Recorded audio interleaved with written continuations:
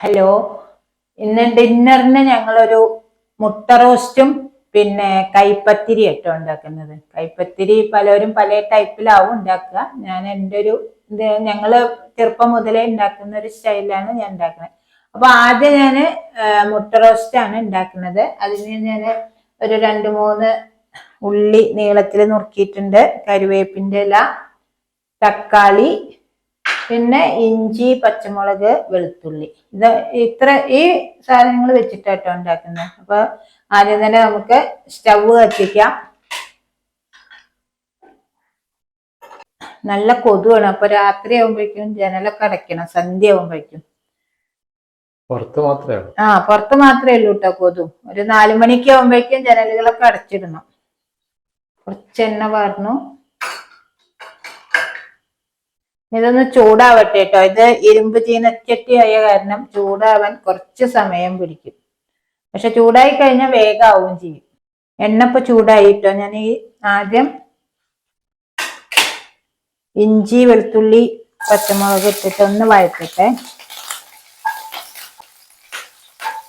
ഇതിലേക്ക് വലിയ ഉള്ളി നീളത്തിൽ അരിഞ്ഞത്, ഇതൊന്ന് നന്നായി ഒരു ബ്രൗൺ കളർ ആവണം കേട്ടോ.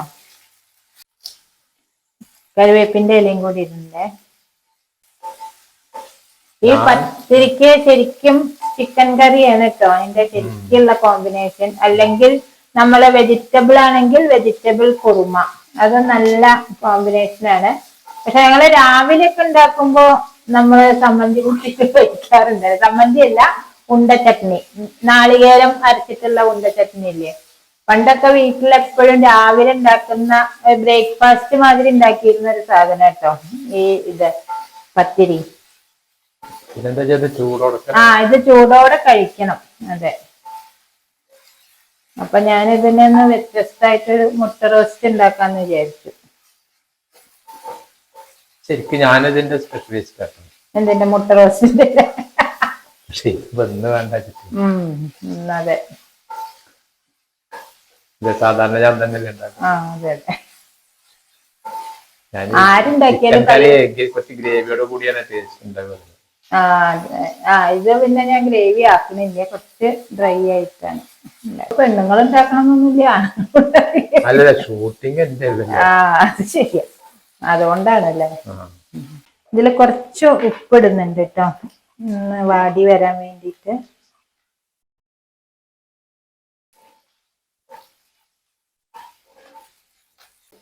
ഇതൊന്ന് നന്നായി വാടിയിട്ടുണ്ട്. ഇനി ഞാൻ ഇതിലേക്ക് ഒരു 2 തക്കാളി ചെറുതാക്കി മുറിച്ചതാട്ടോ, അതൊന്ന് ഇതും കൂടി ഇട്ടിട്ട് ഒന്ന് നന്നായി ഇളക്കി ഒന്ന് കുറച്ച് നേരം ഒന്ന് അടച്ചു വെക്കുക. എന്താ വെച്ചാൽ ഈ തക്കാളി ഒന്ന് മയം വരാണ്ട്, അപ്പൊ അതൊന്ന് അടച്ചു വെക്കണം. നേരത്തെ ബോയിൽ ചെയ്ത് വെച്ചു. സ്വപ്നയുടെ അടുത്തുള്ള ആ പാത്രേ, അത് നല്ല സുഖം. അത് നല്ല 10 മിനിറ്റിന്റെ ഉള്ളില് നല്ല കറക്റ്റ് ടൈമാണ്. ആ കഴിഞ്ഞാൽ അത് ഓഫ് ആവും. അത്ര വിലയൊന്നുമില്ല, 300 റുപ്യ എന്താ പറഞ്ഞു. 6 വെക്കാം. എന്താ വെച്ചാൽ ഇത് ഇങ്ങനെ നമ്മൾ എടുക്കുമ്പോ എങ്ങനെയൊന്നും ആവില്ല. അത് നല്ല ക്ലിയർ. അതെ, അതുകൊണ്ട് വെള്ളം തിളച്ച് കഴിഞ്ഞിട്ട് ഓഫ് ആവും, തന്നെ ഓഫ് ആവും. ആമസോണിലുണ്ട്. എനിക്ക് നല്ല ഉപകാരമായി തോന്നിയത്. ഇതിങ്ങനെ 4 ഭാഗം ഒന്ന് വരഞ്ഞാല് അതില് മസാല പിടിക്കുള്ളൂ. ഈ തക്കാളിയൊക്കെ നന്നായി ഉടയണം. തക്കാളിയൊക്കെ നന്നായി വഴഞ്ഞിട്ടുണ്ട് കേട്ടോ. ഇനി ഇതിലേക്ക് നമുക്ക് മസാലകൾ ഇട്ട് കൊടുക്കാം. കുറച്ച് മഞ്ഞൾപ്പൊടി, മുളക് പൊടി, ഒരു 1/4 സ്പൂണ് കുരുമുളക്, പിന്നെ കുറച്ച് മല്ലിപ്പൊടി കേട്ടോ, ഒരു 1.5 സ്പൂണ് മല്ലിപ്പൊടി. എന്നിട്ട് ഇതെല്ലാം കൂടി നന്നായി വഴറ്റുക. ഇതിലിനി കോഴിമുട്ടയും കൂടി ഒന്ന് ഇട്ടിട്ടൊന്ന് വഴറ്റിയിട്ട് കുറച്ച് വെള്ളം പാർന്നിട്ട് ഒന്ന് ഡ്രൈ ആക്കും. എന്നാലേ ഈ കോഴിമുട്ടയിലേക്ക് ശരിക്കും പിടിക്കുള്ളൂ. ഒരു 1/2 ഗ്ലാസ് വെള്ളം പാർന്നിട്ടുണ്ട് കേട്ടോ ഞാൻ. ഇനി ഇത് ഒന്ന് നന്നായി തിളക്കട്ടെ. ഇനി ഇതിലേക്ക് മല്ലിച്ചപ്പ് നന്നായി നുറുക്കിയിടുക. അപ്പൊ മുട്ട റോസ്റ്റ് റെഡി ആയിട്ടോ. ഇനി ഓഫ് ചെയ്യണേ. എന്തോ ഒരാൾക്കേ ഉള്ളൂ. ആകെ 2 ആളല്ലേ ഉള്ളൂ. എന്തിനാ അങ്ങനെ ഫ്രിഡ്ജിൽ വെച്ച് കഴിക്കുന്നു? അപ്പൊ കുറച്ച് മതി ഇത്. ഇനി പത്തിരി ഉണ്ടാക്കാൻ ഞാൻ പത്തിരിപ്പൊടി 1 ഗ്ലാസ് ഇട്ടിട്ട് 1.5 ഗ്ലാസ് എടുക്കുന്നുണ്ട് കേട്ടോ പത്തിരിപ്പൊടി. ഇവിടെ നമ്മള് വീട്ടിൽ തന്നെ ഉണക്കി പൊടിച്ചതാണ്. 1.5 ഗ്ലാസ് പത്തിരിപ്പൊടി എടുത്തിട്ടുണ്ട്. ഇനി ഇതിലേക്ക് 1.5 പച്ചരിയാണ് കേട്ടോ. ഇതിലേക്ക് ഞാൻ 3 ഗ്ലാസ് വെള്ളമാണ് വെച്ചിരിക്കുന്നത്. ഇതിനി കുറച്ച് ഉപ്പിട്ടിട്ട് തിളപ്പിക്കണം. ഇനി ഇതിലേക്ക് ഞാൻ 1 സ്പൂണ് ജീരകം, പിന്നെ കുറച്ച് ഉള്ളി ചെറുതാക്കി നുറുക്കിയത്,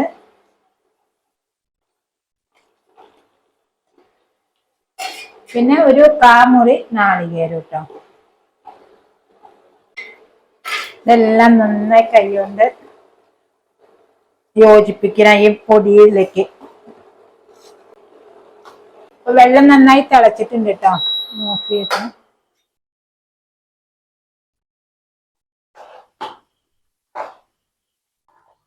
ചിലവര് വെള്ളത്തിലേക്ക് പൊടി ഇട്ടിട്ടാണ് കേട്ടോ അധികം വാട്ടുക. ഞാൻ പക്ഷെ ഇങ്ങനെയാണ് ചെയ്യാറ്. മറ്റേ പത്തിരിക്ക് മാത്രമാണ് വെള്ളത്തിലേക്ക് ഇട്ടിട്ട് വാട്ടാറുള്ളൂ. ഈ പത്തിരി ഉണ്ടാക്കുമ്പോൾ ഞാൻ ഇങ്ങനെയാണ് ചെയ്യാറ്. ഇപ്പൊ ഇത് കറക്റ്റ് ആയിട്ടുണ്ട്. 3 ഗ്ലാസ് ഫുള്ള് എടുത്തില്ല കേട്ടോ, 2.25 ഗ്ലാസ് എടുത്തില്ല. അത് നമ്മൾ ഓരോ അരിയുടെ അനുസരിച്ചിരിക്കും. ചിലപ്പോ 3 ഗ്ലാസ് വേണ്ടി വരും, ചിലപ്പോ കുറച്ച് കുറവ്. അത് ആ അരിയുടെ എന്താ പറയുക ഇതുമാതിരി ഇരിക്കും. അപ്പൊ ഇത് 2.25 ഗ്ലാസ് എടുത്തിട്ടുള്ളേ. ഇപ്പൊ ഒന്ന് ചൂടാറിയിട്ടോ. അപ്പൊ ഒന്ന് നന്നായി കുഴക്കട്ടെ.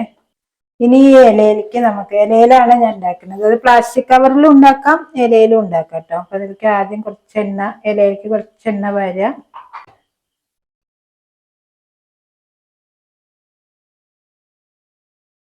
കൈ കഴുകിയിട്ട് നമ്മള് പരത്തിയാൽ മതി കേട്ടോ. ആ കുഴച്ച കൈയോട് കൂടി കഴിച്ചാൽ ചിലപ്പോൾ അത് പൊട്ടും. അപ്പൊ അത് ഒന്ന് റെഡിയായി. പ്ലാസ്റ്റിക് കവറിലും ആക്കാട്ടോ. അപ്പൊ നമുക്ക് പെട്ടെന്ന് കിട്ടും. ഇത് ഇലയാവുമ്പോ നമുക്ക് ഇലയുടെ ഒരു സ്വാദും കൂടി ഉണ്ടാവും. ഇല ചൂടാവുമ്പോ ഉള്ള ആ സ്വാദേ. ബട്ടർ പേപ്പറിലും ഉണ്ടാക്കാം. ഇടയ്ക്കൊന്ന് കൈ നനച്ചു കൊടുത്താൽ മതി കേട്ടോ, എന്നാ പൊട്ടിപ്പിടിക്കില്ല. ഇതെല്ലാം ചുട്ടെടുക്കട്ടെ കേട്ടോ. ചട്ടി നല്ല ചൂടാവട്ടെ, എന്നാലിട്ട ഇലയാണ് അത് ഒട്ടിപ്പിടിക്കാതെ ഇരിക്കുള്ളൂ. 2 ആൾക്ക് മതി അല്ലേ? നല്ല കട്ടിയുണ്ടേ. അതെ. അപ്പൊ ഇതെല്ലാം റെഡിയായി. ഇനി ഇത് ചുട്ടെടുക്കണം കേട്ടോ. ആദ്യം ഒന്ന് കുറച്ച് എണ്ണ പരട്ടി കൊടുക്കാം. ഇതിനൊന്നും വേണ്ട കേട്ടോ. അതിൽ നാളികേരം ഒക്കെ ഉള്ള കാരണേ നമുക്ക് വെറുതെ വേണമെങ്കിലും കഴിക്കാം, ഒരു ചായയുടെ കൂടെ ഒക്കെ. കറി വേണമെന്നൊന്നുമില്ല. ഇതിപ്പോ റെഡി ആയിട്ടുണ്ട്. ഇനി ഇതെടുത്ത് ഇതന്നെ ഈ മാവന്നെ നമ്മൾ ചെറുതാക്കി വട്ടത്തിൽ ഇതാക്കിയിട്ട് വെളിച്ചെണ്ണയിൽ ഇട്ടിട്ടുണ്ടെങ്കിൽ അത് എന്താ പറയാ കൈപ്പത്തിരിയായി. നല്ല മൂപ്പിച്ചെടുക്കുക. അത് കുറച്ച് റൗണ്ടില് കിട്ടണം. അതെ. പണ്ട് സ്കൂളിൽ നിന്ന് വരുമ്പോഴൊക്കെ കുട്ടികൾക്ക് ഞാൻ അങ്ങനത്തെ പത്തിരി ഉണ്ടാക്കി കൊടുത്തിരുന്നത്. അപ്പൊ അതിന് കറിയൊന്നും വേണ്ട, വെറുതെ കഴിക്കാം. ഓ ലാസ്റ്റായി. തേങ്ങയും കൂടി ഉള്ളതുകൊണ്ട് നല്ല സോഫ്റ്റാ. രമേശാണ് ഇതിന്റെ ആള്. ചെന്നപ്പ പറയുണ്ടാക്കി കൊടുക്കാൻ. നല്ല ഗ്രേവി വേണം ശരിക്കും അതന്നെ പോലെ കുറുമ, പിന്നെ നാടൻ ചിക്കൻ കറി, അതൊക്കെയാണ് ഇതിന്റെ കോമ്പിനേഷൻ. അതെ. ഇത് എല്ലാം റെഡി ആയിട്ടോ. പത്തിരി റെഡി.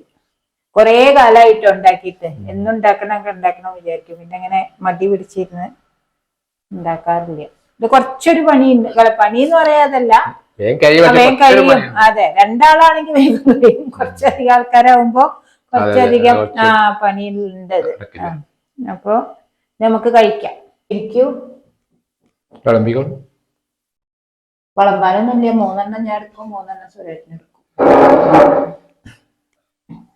ലഘു ഭക്ഷണം. എന്ത് ലഘു? നല്ല കട്ടിയുണ്ടല്ലേ? അല്ല അത്ര കട്ടിയൊന്നുമില്ല.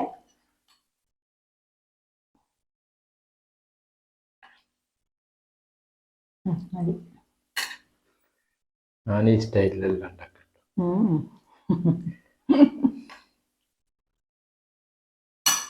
കഴിച്ചിട്ട് എങ്ങനെ ഉണ്ട് നോക്കൂ. ഈ കോമ്പിനേഷൻ ഞങ്ങൾ ഇങ്ങനെ ആദ്യമായിട്ടാട്ടോ ഉണ്ടാക്കണേ, ഈ മുട്ട റോസ്റ്റ് വെച്ചിട്ട്. കാരണം ഇതിന് നല്ല ഗ്രേവി ഉള്ളതാവുമ്പോ കുറച്ചുകൂടി നല്ല ചൂടുണ്ട്. നല്ല നാളികേരം ഉണ്ട്, അതുകൊണ്ട് നല്ല സോഫ്റ്റ് ആണ്. അടിപൊളി. ഞങ്ങളൊരു 7:30 മണിയാകുമ്പോഴേക്കും കഴിക്കും കേട്ടോ. അപ്പൊ കുറച്ച് ദിവസങ്ങളായിട്ട് നേരത്തെ കഴിക്കണം എന്നല്ലേ പറയാ. 8 മണിയാകുമ്പോഴേക്കും അതെ. പിന്നെ പെട്ടെന്ന് കിടക്കുമ്പോ ഒരു ഇതില്ല. അപ്പൊ 7:30 മണിക്കൊക്കെ മാക്സിമം കഴിച്ചു കഴിയും. പിന്നെ ഈ രണ്ടാളും കൂടി ഇരുന്നിട്ട് മുഖത്തോട് മുഖം നോക്കി 9 മണിയാകുമ്പോഴേക്കും. അതെ, OTT-ലെ സിനിമ കൊറേയൊക്കെ കണ്ടു കേട്ടോ. ഇനിയിപ്പോ എന്താണ് പുതിയത് ഇറങ്ങിയിരിക്കണേ? ഇന്നലെ എന്താ പറഞ്ഞേ? പുതുതല്ല, കാണാത്ത. അതെ, ഒരുവിധം നല്ല എല്ലാ സിനിമകളും കണ്ടു. തിയേറ്ററിൽ കാണും. തിയേറ്ററിൽ പോയിട്ടും കാണും കേട്ടോ. നല്ല തിയേറ്ററിൽ കാണണം എന്നുള്ള സിനിമകളൊക്കെ അവിടെ തന്നെ പോയിട്ട് കാണും. അപ്പൊ ഇതൊക്കെയാണ് ഞങ്ങളുടെ വിശേഷങ്ങള്. അപ്പൊ ഈ റെസിപ്പി ഇഷ്ടമായിച്ചാൽ ലൈക്ക് ചെയ്യുക, ഷെയർ ചെയ്യുക, സബ്സ്ക്രൈബ് ചെയ്യുക കേട്ടോ. അപ്പൊ എല്ലാവർക്കും താങ്ക്സ് കേട്ടോ. Okay, by.